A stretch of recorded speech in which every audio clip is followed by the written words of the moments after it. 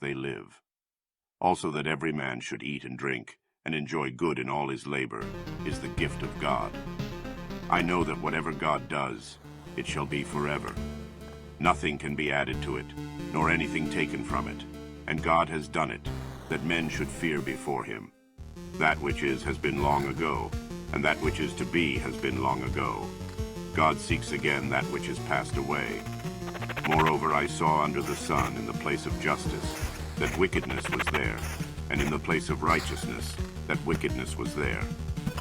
I said in my heart, God will judge the righteous and the wicked, for there is a time there for every purpose and for every work. I said in my heart, as for the sons of men, God tests them, so that they may see that they themselves are like animals.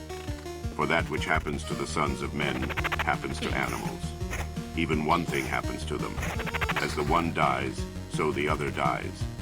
Yes, they have all one breath, and man has no advantage over the animals, for all is vanity. All go to one place. All are from the dust, and all turn to dust again. Who knows the spirit of man, whether it goes upward, and the spirit of the animal, whether it goes downward to the earth? Therefore I saw that there is nothing better than that a man should rejoice in his works, for that is his portion. For who can bring him to see what will be after him? Then I returned and saw all the oppressions that are done under the sun. And behold, the tears of those who were oppressed, and they had no comforter. And on the side of their oppressors there was power, but they had no comforter. Therefore I praised the dead who have been long dead more than the living who are yet alive. Yes, better than them both is him who has not yet been, who has not seen the evil work that is done under the sun. Then I saw all the labor and achievement that is the envy of a man's neighbor. This also is vanity and a striving after wind. The fool folds his hands together and ruins himself. Better is a handful with quietness than two handfuls with labor and chasing after wind. Then I returned and saw vanity under the sun. There is one who is alone, and he has neither son nor brother. There is no end to all of his labor, neither are his eyes satisfied with wealth. For whom then do I labor and deprive my soul of enjoyment?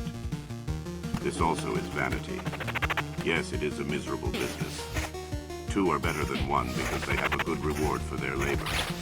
For if they fall, the one will lift up his fellow.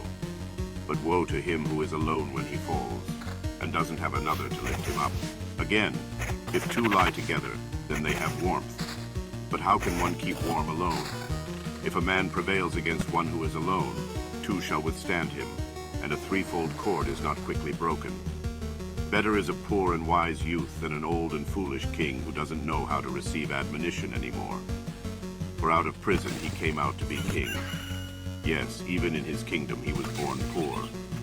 I saw all the living who walk under the sun, that they were with the youth, the other, who succeeded him. There was no end of all the people, even of all them over whom he was. Yet those who come after shall not rejoice in him. Surely this also is vanity and a chasing after wind. Guard your steps when you go to God's house. For to draw near to listen is better than to give the sacrifice of fools, for they don't know that they do evil. Don't be rash with your mouth, and don't let your heart be hasty to utter anything before God. For God is in heaven, and you on earth. Therefore let your words be few. For as a dream comes with a multitude of cares, so a fool's speech with a multitude of words. When you vow a vow to God, don't defer to pay it, for he has no pleasure in fools. Pay that which you vow. It is better that you should not vow, than that you should vow and not pay. Don't allow your mouth to lead you into sin. Don't protest before the messenger that this was a mistake. Why should God be angry at your voice and destroy the work of your hands? For in the multitude of dreams there are vanities, as well as in many words. But you must fear God.